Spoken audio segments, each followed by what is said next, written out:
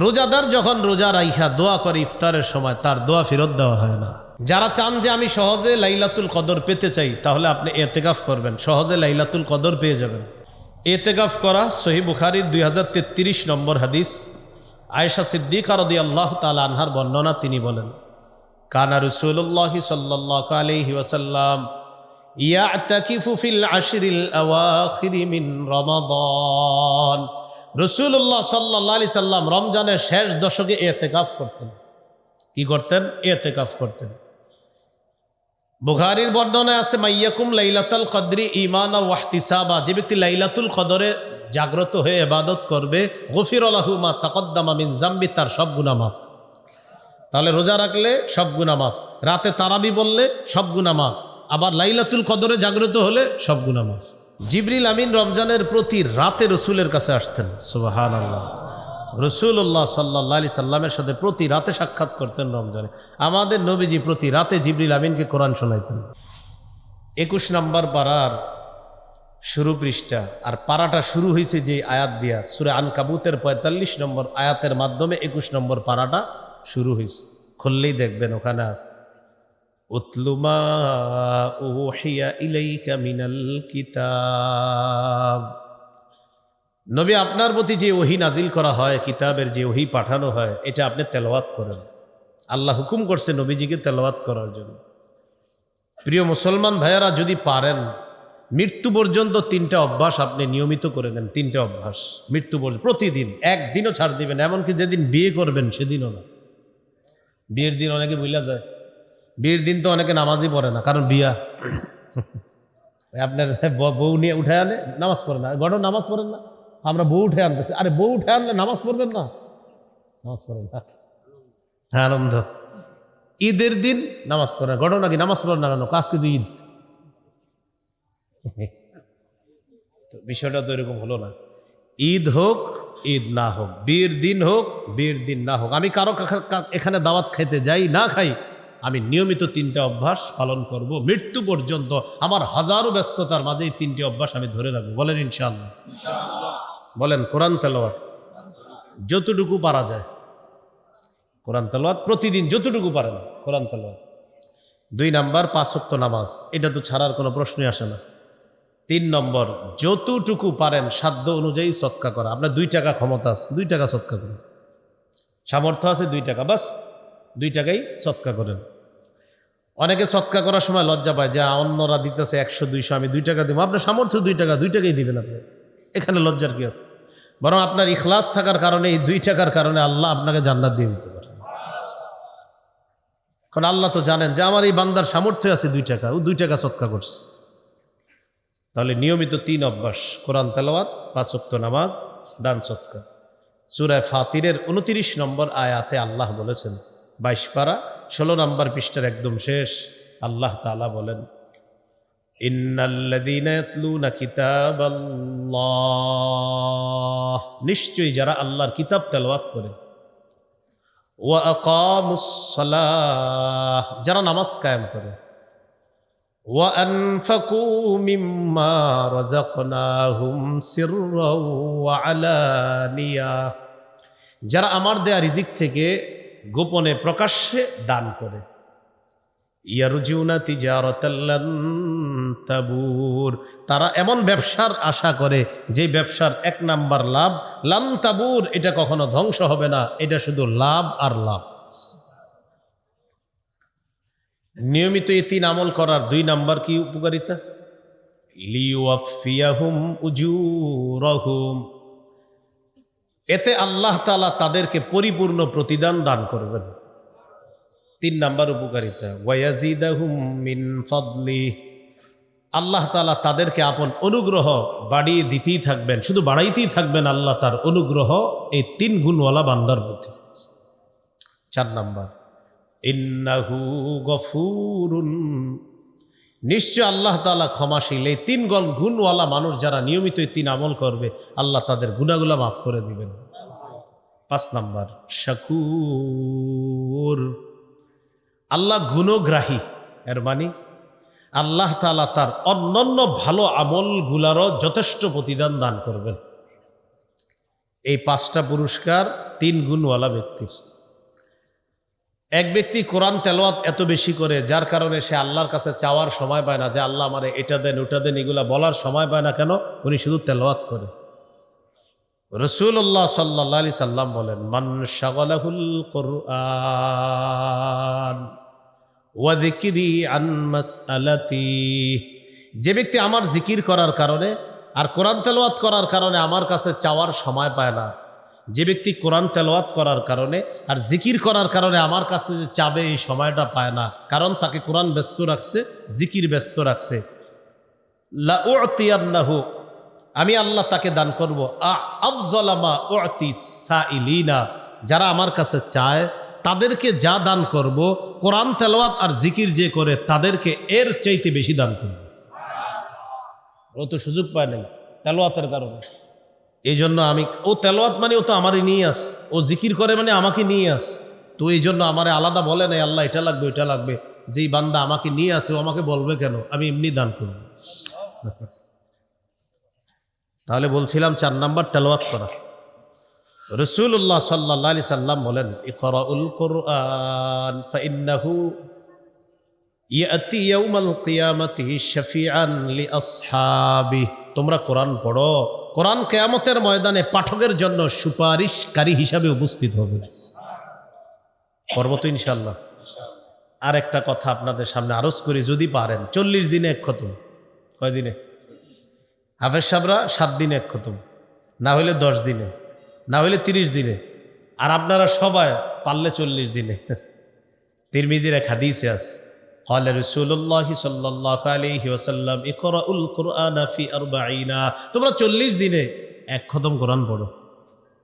40 দিনে এক খতম কোরআন পড়বো তো ইনশাআল্লাহ। আল্লাহ তৌফিক দান করেন। বৃষ্টি আসার আগ পর্যন্ত এদিকে তাকায় থাকেন, যা হবার হবে ইনশাআল্লাহ, আল্লাহ ভরসা।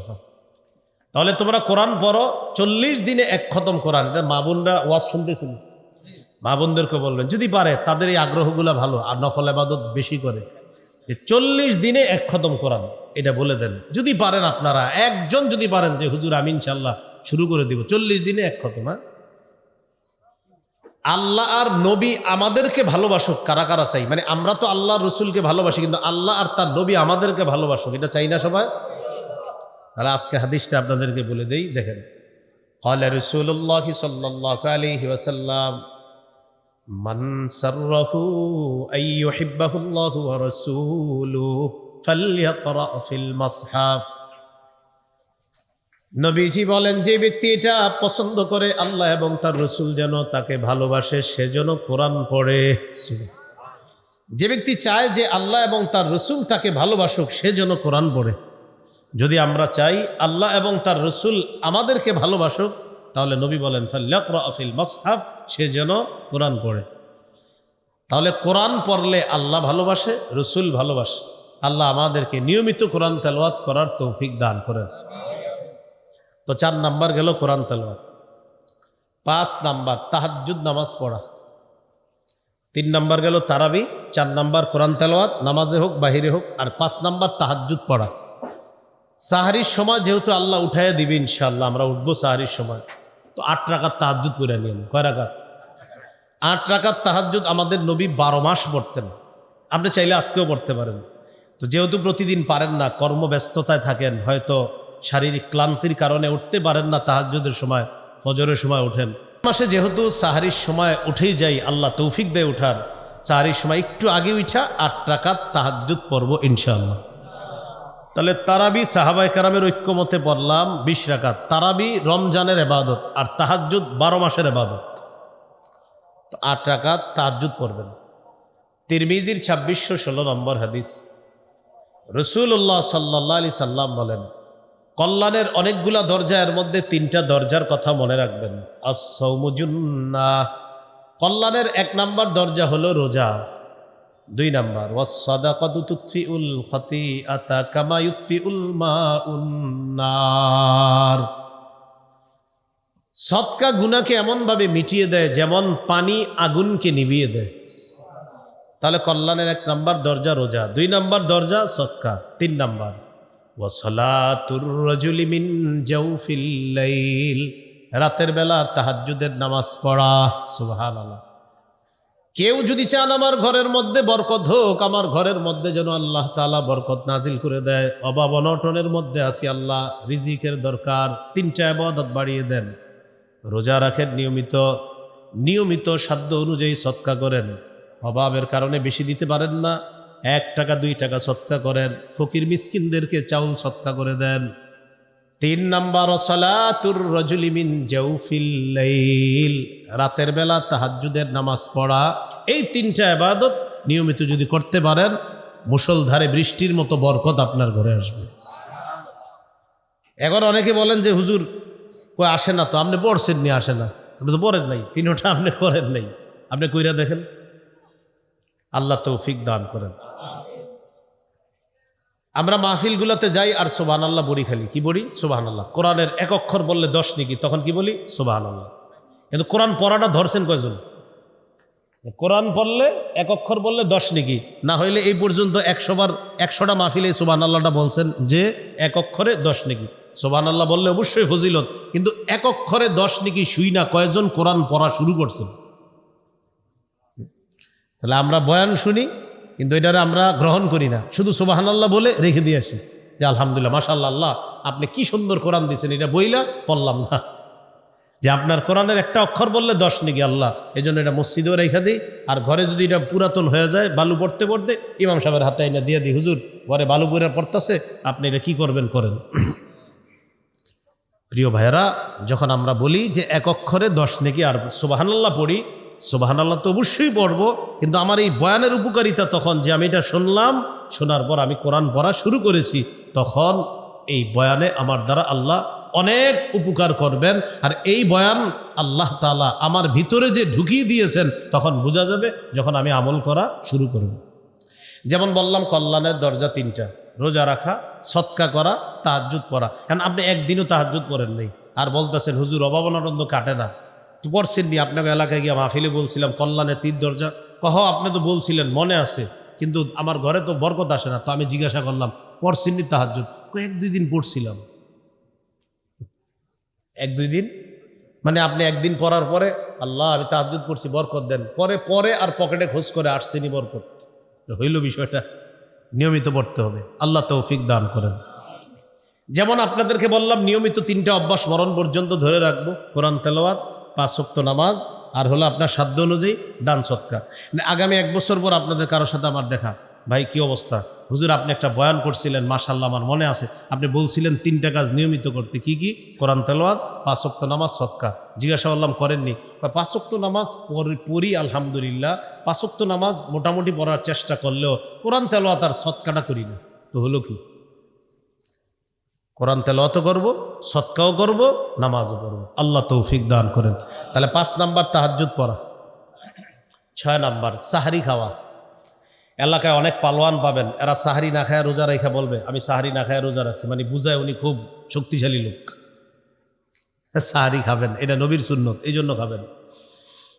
সহিহ বুখারীর বর্ণনা 1921 নম্বর হাদিস, যায়েদ ইবনে সাবিত রাদিয়াল্লাহু তাআলা আনহুর বর্ণনা, তিনি বলেন, তাসাহহারনা মা রাসূলিল্লাহি সাল্লাল্লাহু আলাইহি ওয়াসাল্লাম, আমরা আল্লাহ রাসূল সাল্লাল্লাহু আলাইহি সাল্লামের সাথে সাহরি খেয়েছি।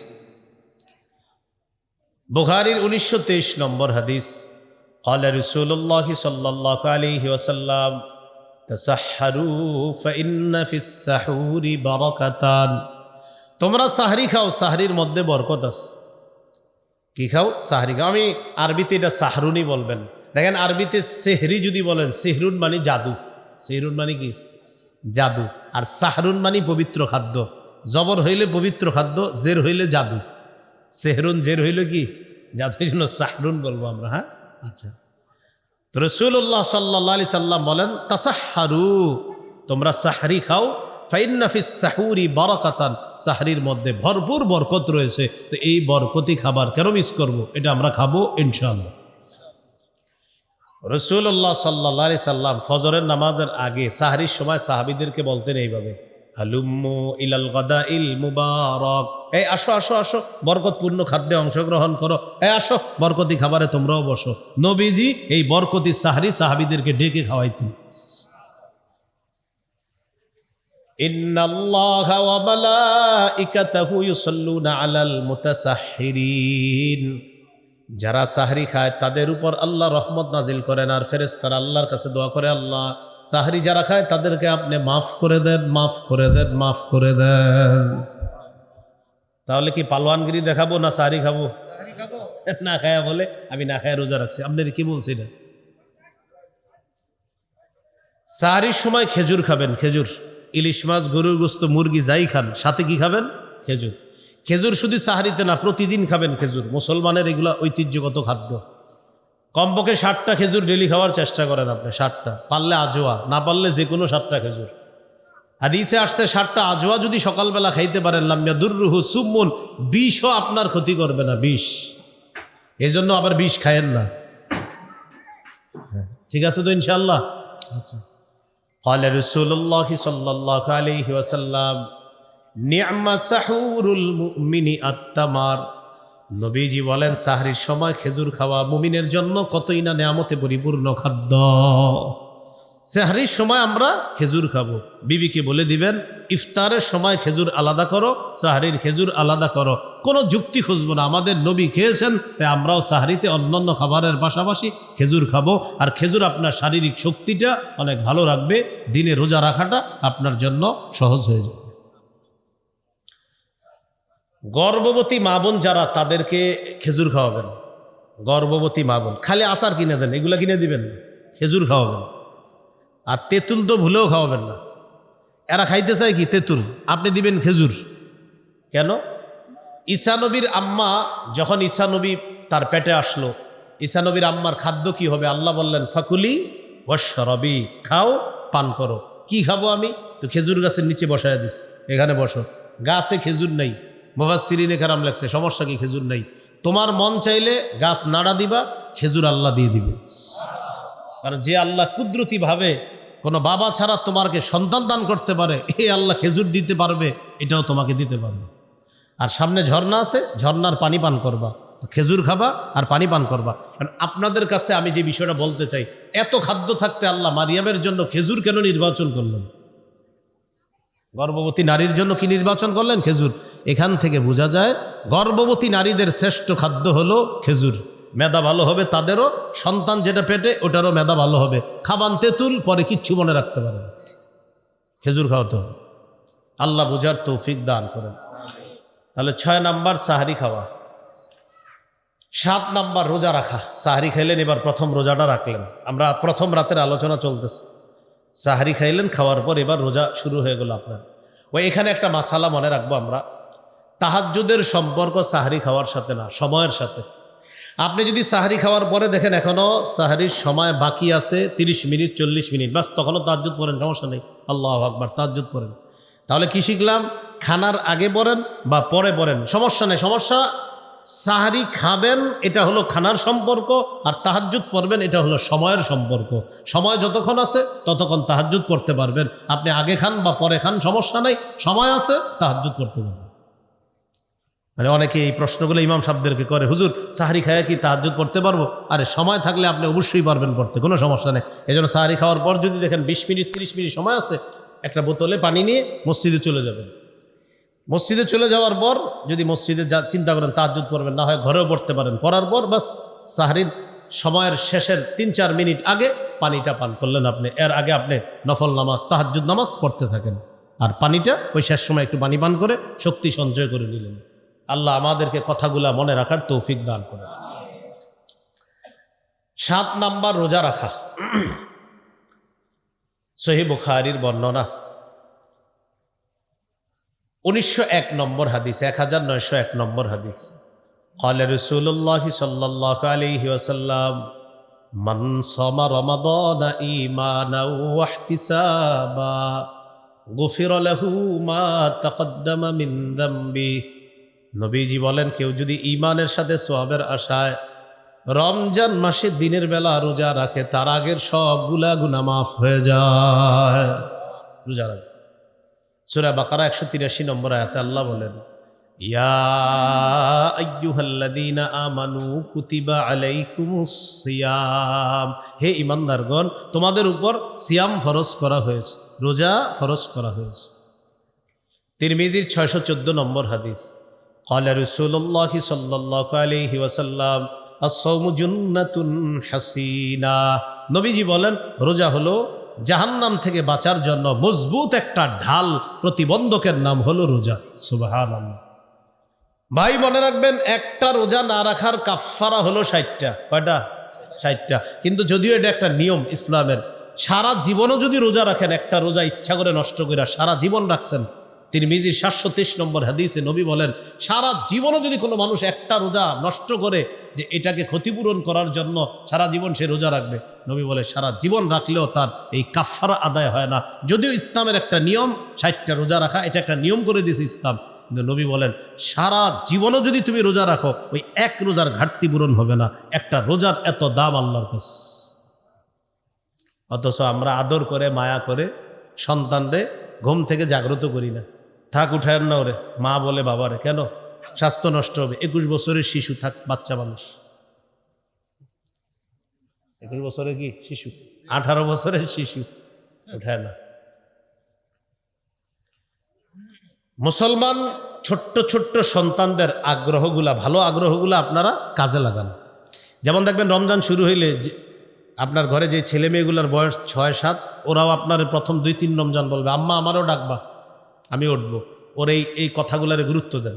সাহারির সময় যদি ও উঠেই যায় আর যদি জোর করে খানা খাইতে খাওয়াবেন, খাও, ও খুব খুশি যে আমি রোজা রাখছি। দুপুর 2টা-1টা হইতে তো ওর অবস্থা খারাপ হবে। তখন যদি দেখেন অবস্থা খারাপ, তো ও বলবে, এর মাঝে হয়তো পানিও খেয়ে ফেলবে, কিন্তু আপনি তো জানেন রোজা, ছোট মানুষ।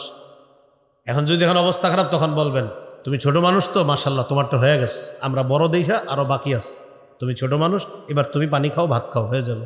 ও টেনশন করবে, তো তোমরা খাও না কেন? হ্যাঁ, এরকম বলবে। বলছিলাম ছোট্ট ছোট্ট বাচ্চাদের ভালো আগ্রহগুলোকে গুরুত্ব দেন। খাইতে চাইলে খাওয়ান, সমস্যা নেই। সাহারি খাবে আপনার সাথে, খাক। এরপরে পানি ইত্যাদি খাবে, খাইতে থাক, সমস্যা নেই। ও বুঝুক যে এরকম না খায়া রোজা রাখতে হয়। এই সন্তান যখন বালেগ হবে, আরে ও রোজা রাখবে না তো কে রাখবে বলে? ছোট ছোট সন্তানদের খারাপ জিনিসের প্রতি অনীহাগুলাকে গুরুত্ব দেন। কোথাও গান বাজলে ছেলেকে মেয়েকে শিখান এগুলো খারাপ জিনিস। ও একটু পরে যখন কোথাও যাবেন, গান শুনলে বলবে আম্মু খারাপ জিনিস, বাবা খারাপ জিনিস। আপনারে বলবে কেন জানেন? ওই ছোটবেলা একটা মাথায় ঢুকাই দিয়েছেন এটা খারাপ, ও সারা জীবন এটার খারাপ বলবে। বাচ্চাদের এই আগ্রহগুলো মূল্যায়ন করেন। মাঝে মাঝে ঘরে সুন্নত নামাজ পড়তে দাঁড়াইবেন, আল্লাহু আকবার, দেখবেন আপনার ছেলেটা আপনার পাশে এসে দাঁড়ায় গেছে, বয়স মাত্র 2.5-3 বছর, মাথায় টুপি, পরনে কাপড় নেই। আপনার মাথায় টুপি তো ও ছোট্ট একটা মাথায় দিয়ে, বা আপনার আরেকটা টুপি মাথায় দিয়ে বাসায় এসে দাঁড়া যাবে। হজরতের পরনে কিন্তু কাপড় নাই আপনার বাসায়। ওরে বাস ও যেমনে মন চায় পড়ুক, ওর আগ্রহ, ওর এই আগ্রহ নষ্ট করে, যেমনে মন চায় দাঁড়াক আপনার পাশে। এই সন্তান আস্তে আস্তে আপনার সাথে মসজিদে যাওয়া শুরু করবে। কথাগুলো বুঝে আসছে তো? তো আমাদের মুসলিম সন্তানগুলার ছোট্ট ছোট্ট সুন্দর আগ্রহগুলা আমরা মূল্যায়ন করব, আর খারাপ জিনিসের অনীহাগুলা এটাও মূল্যায়ন করব, বুঝাবো হ্যাঁ এটা খারাপ, এটা খারাপ, এটা খারাপ। আল্লাহ আমাদেরকে কথাগুলা মনে রাখার তৌফিক দান করেন। তাহলে শৈশব থেকেই বাচ্চাকে ভালো কাজের অভ্যস্ত করে তুলব, খারাপ কাজের প্রতি অনীহা সৃষ্টি করে এইভাবে আমরা তাকে বড় করব। আল্লাহ আমাদের সকলের সন্তানগুলাকে এইভাবে ইসলামী সভ্য আর আদর্শ, এই আদর্শ আর সভ্যতা নিয়ে যেন তাদেরকে বড় করতে পারি, আল্লাহ তৌফিক দান করেন। তাহলে 7 নাম্বার রোজা রাখা। 8 নাম্বার রোজা আপনার শুরু হয়ে গেল। এবার দিনের বেলা কি করবেন? নামাজ রোজা ইবাদত তো আছেই, সদকা করবেন। 8 নাম্বার দান করা, সদকা করা। এমনি তো রমজান ছাড়াও সদকা করেন, রমজানের সদকা একটু বাড়ায় দেন। রমজানের আগে যদি 4 টাকা সদকা করেন, রমজানে 8 টাকা করবেন। অন্য দিন আপনি 2 টাকা করেন, রমজানে করবেন 4 টাকা। অন্য দিন করতেন 5 টাকা, রমজানে করবেন 10 টাকা। সদকা করা, হ্যাঁ, দান করা, সদকা করা। সহিহ বুখারীর 6 নম্বর হাদিস, কানা রাসূলুল্লাহ সাল্লাল্লাহু আলাইহি ওয়াসাল্লাম আজওয়াদান নাস। রাসূলুল্লাহ সাল্লাল্লাহু আলাইহি সাল্লাম মানুষের মধ্যে সর্বশ্রেষ্ঠ দানশীল মানুষ ছিলেন। ওয়া কানা আজওয়াদা মা ইয়াকুনু ফি রমাদান হিনা ইয়ালকাহু জিবরিল। রমজান মাসে রাসূল সাল্লাল্লাহু আলাইহি সাল্লামের দান করার মাত্রাটা আরো বেড়ে যেত অন্যান্য মাসের চাইতে। এই জন্য রমজানে আমরা দান করব। সূরা মুনাফিকুনের 10 নম্বর আয়াতে আল্লাহ বলেন, وأنفقوا مما رزقناكم من قبل أن يأتي أحدكم الموت তোমাদের কারো কাছে মৃত্যু আসার আগেই তোমরা আমার দেওয়া রিজিক থেকে খরচ করো, দান করো। তোমাদের কারো কাছে যখন মৃত্যু চলে আসবে, ফায়াকুলা রাব্বি লাউলা আখারতানি ইলা আজালিন করিব, যে ব্যক্তি দান করে নাই সে বলবে আল্লাহ আরেকটু সুযোগ দেন, আমি দুনিয়াতে যাব, ফাআসাদ্দাক, আমি দান করব, ওয়া আকুম মিনাস সালিহিন, আমি নেক কাজ করব, নেক মানুষের অন্তর্ভুক্ত হব। আল্লাহ জবাব দেন, ওয়ালাই ইউআখিরাল্লাহু নাফসান ইযা জাআ আজালুহা, মৃত্যু যখন চলে আসবে আল্লাহ কিছুতেই কাউকে আর সামান্য সুযোগ দিবেন না, বাস মৃত্যু হয়ে যাবে। তাহলে দান করা রমজান মাসে বেশি বেশি, আল্লাহ তাআলা তৌফিক দান করেন। 9 নাম্বার, নফল ইবাদত বেশি বেশি করা, রমজানে নফল ইবাদত বেশি করা। আবু দাউদের 864 নম্বর হাদিস, এই হাদিসের মধ্যে আছে ক্বালা রাসূলুল্লাহ সাল্লাল্লাহু আলাইহি ওয়াসাল্লাম ইন্না আউওয়ালা মা ইউহাসাবুন নাসু বিহি ইয়াউমাল কিয়ামাতি মিন আমালিহিম আস-সালাহ, কিয়ামতের ময়দানে মানুষের সর্বপ্রথম হিসাব হবে আমলের মধ্যে নামাজের হিসাব। আমরা দুটি গুরুত্বপূর্ণ কথা মনে রাখব। আল্লাহর হকের ক্ষেত্রে কিয়ামতের ময়দানে সর্বপ্রথম নামাজের হিসাব হবে, আর বান্দার হকের ক্ষেত্রে কিয়ামতের ময়দানে সর্বপ্রথম রক্তের হিসাব হবে। আল্লাহর হকের ক্ষেত্রে হবে নামাজের হিসাব, বান্দার হকের ক্ষেত্রে হবে রক্তের হিসাব। আরেকজন হত্যা করছে, মারছে, এই হিসাব হবে কিয়ামতের ময়দানে সর্বপ্রথম। তাহলে বান্দার হকের ক্ষেত্রে রক্ত, আল্লাহর হকের ক্ষেত্রে নামাজ। তো নামাজের হিসাব যখন হবে, ফাইন কানাত তাম্মা কুতিবাত লাহু তাম্মা, ফরজ নামাজ যদি দেখা যায় পরিপূর্ণ আছে, তার সবটাও লেখা হবে পরিপূর্ণ। ওয়া ইন কানা ইনতাকাসা মিনহা শাইআ, ফেরেশতারা দেখবে ফরজ নামাজের মধ্যে তার কিছু ত্রুটি আছে, ভুল ভ্রান্তি আছে, কিছু ত্রুটি আছে ফরজ। আল্লাহ তাআলা বলবেন আমার বান্দার নফল ইবাদতগুলোর মধ্যে একটু লক্ষ্য করো। ফেরেশতাদেরকে বলবেন আতিম্মু ফারিদাতাহু মিন তাতাওউহি, আমার বান্দার নফলের মাধ্যমে ফরজের ঘাটতিগুলা তোমরা পূরণ করে দাও। তাহলে নফল ইবাদত করার দরকার আছে না নাই? নফল ইবাদত করব, আল্লাহ তৌফিক দান করেন। বর্তমান সমাজে মানুষ খালি প্রশ্ন করে বেশি বেশি, কয় হুজুর সুন্নত না পড়লে কি কোনো ক্ষতি আছে? কি বলে? সুন্নত না পড়লে কোনো ক্ষতি আছে? ইমাম সাহেব যারা আছেন আপনাদেরকে এই প্রশ্নগুলো বেশি করবে। আপনি পাল্টা খালি বলবেন তুমি কি জান্নাত তোমার জন্য ওয়াজিব হোক, এটা কি তুমি চাও নাকি চাও না? তুমি এই জবাবটা দেওয়ার পরে আমি বলতেছি সুন্নত না পড়লে ক্ষতি আছে কিনা। আপনাদেরকে যদি প্রশ্ন করে কেউ সুন্নত না পড়লে কোনো ক্ষতি আছে, আপনি বলবেন তোমার জবাবটা দিচ্ছি, আমাকে 15 সেকেন্ড সময় দাও, তুমি আগে বলো তোমার জন্য জান্নাত ওয়াজিব হোক, এটা কি তুমি চাও কি চাও না? হ্যাঁ বা না বলো, তারপর আমি তোমার জবাবটা দিচ্ছি। তো যদি মুসলমান হয় সে তো বলবে অবশ্যই আমি চাই জান্নাত ওয়াজিব হোক, না তো ভুলেও বলবে না।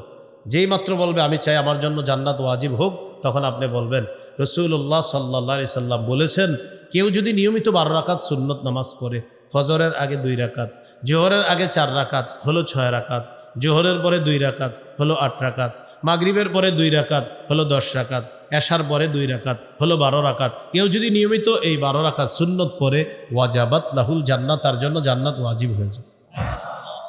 প্রশ্ন কি ছিল? সুন্নত না পড়লে কোনো কি আছে কিনা ক্ষতি? আমি কি বললাম জান্নাত ওয়াজিব হোক চান কি চান না? সে বলল চাই, জবাব দিয়ে দিলাম নবী বলছে সুন্নত পড়লে জান্নাত ওয়াজিব হয়, যাও সুন্নত পড়ো। কি পড়ো? সুন্নত পড়ো, এই প্রশ্ন করবা না আর কোনো ক্ষতি আছে কিনা। যেহেতু তুমি জান্নাত ওয়াজিব চাও, সুন্নত পড়ো।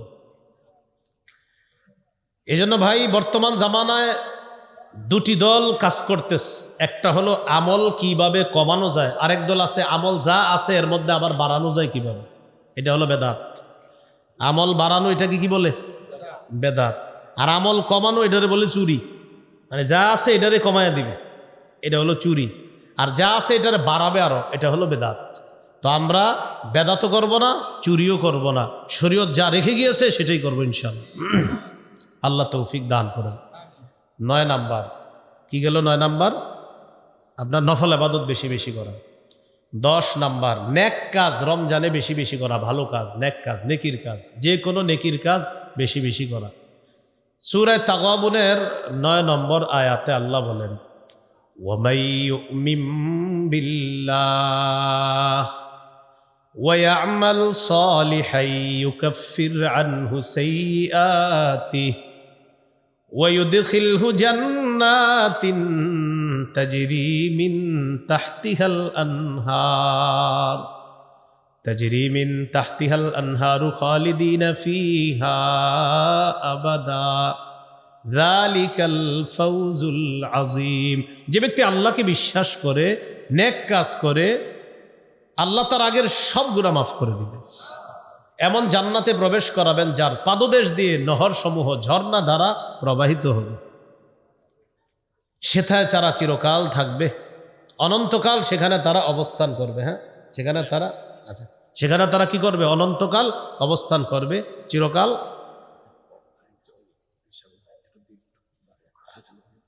হুম 60 মিনিটের বেশি তো করবো না আমি আলোচনা। আর 60 মিনিটে যেটা করবো এটা আপনারা 60টা মাহফিলেও পাবেন না, এটা আমি শিওর ইনশাআল্লাহ। শোনেন না, আলোচনা শুনেন না। তো রাসূলুল্লাহ সাল্লাল্লাহু আলাইহি সাল্লাম কি বললাম, ভুলে গেছি, মাঝখানে কথা না বলা, এগুলা বেউসুলি। হ্যাঁ, কোথায় ছিলাম?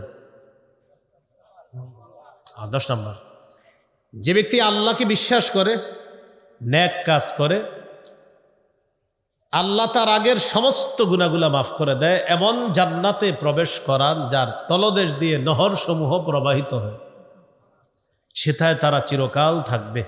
আর এটাই হলো চূড়ান্ত সফলতা। এটা চূড়ান্ত কি সফলতা? সূরা কাহফের 110 নম্বর আয়াতে আল্লাহ বলেন, ফামান কানা ইয়ারজু লিকা রাব্বিহি ফালইআমাল আমালান সালিহা ওয়ালা ইউশরিক বিইবাদাতি রাব্বিহি আহাদা। যে ব্যক্তি তার রবের সাক্ষাৎ কামনা করে সে যেন নেক কাজ করে এবং তার ইবাদতে যেন কাউকে শরীক না করে, অংশীদার না বানায়। যে ব্যক্তি তার রবের সাক্ষাৎ কামনা করে সে যেন নেক কাজ করে এবং রবের ইবাদতে যেন কাউকে শরীক না করে, ইবাদতে যেন কাউকে কি না করে? শরীক না করে। তাহলে আল্লাহর সাথে যদি সাক্ষাৎ চাই, নেকির কাজ বেশি বেশি করা, শিরিক না করা। এই হলো 10 নম্বর। 11 নম্বর, বেশি বেশি দোয়া করা। আল্লাহ তাআলা বলেন, ওয়াকালা রাব্বুকুম উদউনি আস্তাজিব লাকুম। তোমাদের রব বলেন, তোমরা আমাকে ডাকো, আমি তোমাদের ডাকে সাড়া দিব, আমার কাছে দোয়া করো, আমি তোমাদের দোয়া কবুল করব। এটা আল্লাহ তাআলা বলেন।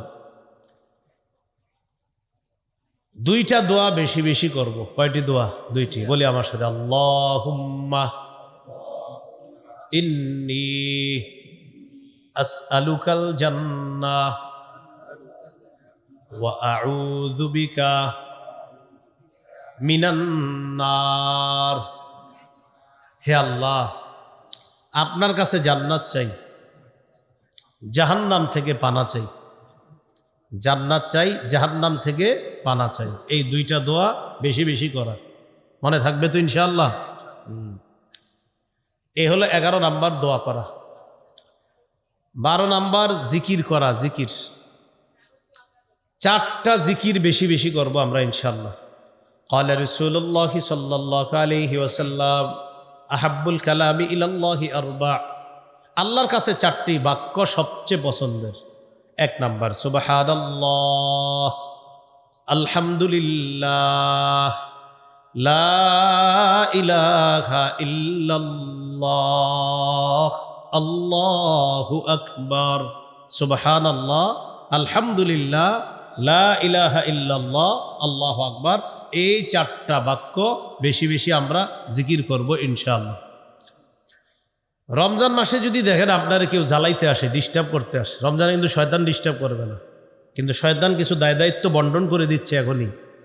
তো এইগুলা ডিস্টার্ব করবে আপনাকে, কারণ শয়তান থাকবে না, যেহেতু তার অবর্তমানে কে কে দায়িত্বগুলা পালন করবে এরকম কিছু লোক শয়তান অলরেডি তৈরি করতেছে। এরকম কিছু মানুষ আছে আপনার পিছনে রমজানে লাগবে। যেমন আপনি মসজিদে বৈশা 3 পারা কোরআন পড়ার নিয়ত করছেন, পড়তেছেন বৈশা বৈশা কোরআন তেলাওয়াত, এক ব্যক্তি পিছন দিয়ে বলবে আসসালামু আলাইকুম, আপনার কি দরকার আছে ওনারা এখন সালাম দেওয়া? উনি না তেলাওয়াত করতেছে। তো যাক, ওই বেচারা সালামের জবাব নিস, নেওয়ার পরে কোরআন বন্ধ করে বলতেছে, ভাই আমি তো কোরআন পড়তেছি। একটু জরুরি কথা আছে, আমি তো 3 পারা পড়বো। তাহলে কি করা? আচ্ছা, 1 পারা হইতে 2-3 পৃষ্ঠা বাকি আছে, 1 পারা পড়ি তারপরে কথা বলি, বসেন। 1 পারা পইরা কোরআন বন্ধ করছে, বাকি আছে কয় পারা? আরো 2 পারা। কি বলবেন জরুরি কথা? ওই জরুরি কথাটা হলো, রোজা রাখছেন? আলহামদুলিল্লাহ। সাহরি খাইছেন? আলহামদুলিল্লাহ। তারাবি পড়ছেননি গত রাতে? প্রথম তারাবি পড়ছি তো আলহামদুলিল্লাহ। 20 না 8? বুঝছেননি? জিজ্ঞেস। তখন আপনি বলবেন সুন্দর প্রশ্ন, গুরুত্বপূর্ণ প্রশ্ন। আচ্ছা, জবাব দিতেছে, আপনি এক কাজ করেন, সুবহানাল্লাহ 100 বার পড়েন, পরে জবাব দিই। তো সুবহানাল্লাহ 100 বার পড়াবেন, পড়ায় আপনি কোরআন পড়বেন। 100 বার পড়ার পরে বলবে শেষ, তো বলবেন আলহামদুলিল্লাহ 100 বার পড়েন, পড়বে। পড়ার পর আপনি এদিক দিয়ে কোরআন পড়বেন। আবার যখন বলবে শেষ, বলবেন এবার লা ইলাহা ইল্লাল্লাহ 100 বার পড়েন। পড়ার পর শেষ, এবার বলবেন আল্লাহু আকবার 100 বার পড়েন। পড়ার পর এবার বলবে ভাই আমার সব পড়া হয়েছে। ও হয়ে গেছে সব পড়া? হ্যাঁ। আরেকটা কোরআন নামায়া বলবেন কি একটু আপনিও পড়েন, কোরআন পড়েন একটু, আপনার যেটা বলছেন এটা আমি উত্তর দিব, পড়েন। অনেকক্ষণ পড়াইবেন। আচ্ছা, আপনি যে কাজটা করাইতেছেন এটা খারাপ কাজ না ভালো কাজ? ভালো কাজ। অনেকক্ষণ কোরআন পড়াবেন, পড়ানোর পর সে বলবে ভাই পড়ছি তো অনেকক্ষণ। ইতিমধ্যে আপনিও 3 পারা শেষ করবেন। শেষ করার পর এবার বলবেন হ্যাঁ কি জানি বলতেছিলেন। আর তারাবি পড়ছেন কালকে? পড়ছি আলহামদুলিল্লাহ। 20 না 8? বলবেন 20ও পড়ছি 8ও পড়ছি। পুরো আসমান থেকে বলবে যে আমি তো আইছিলাম অন্য নিয়ত নিয়ে, আপনি 20ও পড়ছেন 8ও পড়ছেন, আমি তো চাইছিলাম 2-3 ঘন্টা আপনারে গেজাবো। এখন আপনি যেই জবাব দিচ্ছেন, না এদিকে পারবো না ওইদিকে পারবো, আমি যাবো কই? 20-8 মানি? বলবেন 20 রাকাত তারাবি পড়ছি সাহাবায়ে কেরামের ঐক্যমতে, 8 রাকাত তাহাজ্জুদ পড়ছি নবীজির 12 মাসের আমল। এই জন্য 12 মাস চেষ্টা করি, পারি না। রমজানে যেহেতু আল্লাহ সাহারির সময় উঠায়, তাই রমজানে 8 রাকাত তাহাজ্জুদ পড়ছি।